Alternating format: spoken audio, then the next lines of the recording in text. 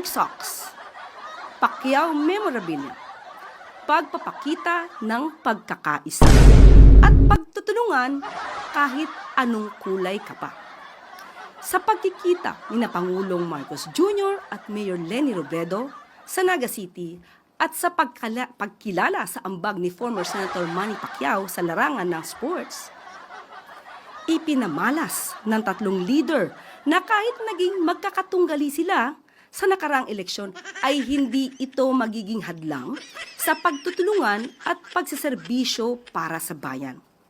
Kapag ang isang leader ay tapat sa katotohanan, honest, mapagkumbaba at walang pansariling interes, tiyak na ang bayan ang tutunan. Sa kanyang pagbisita sa Naga City noong Sabado, ipinamalas ni Pangulong Marcos Jr. na handang tumulong ang administrasyon sa lahat ng lokal na pamahalaan. Isa ang Naga City at marami pang siyudad ang siyang tututukan ng pamahalaan para maibsan ang epekto ng pagtaas ng tubig sa pamamagitan ng Oplan kontra baha.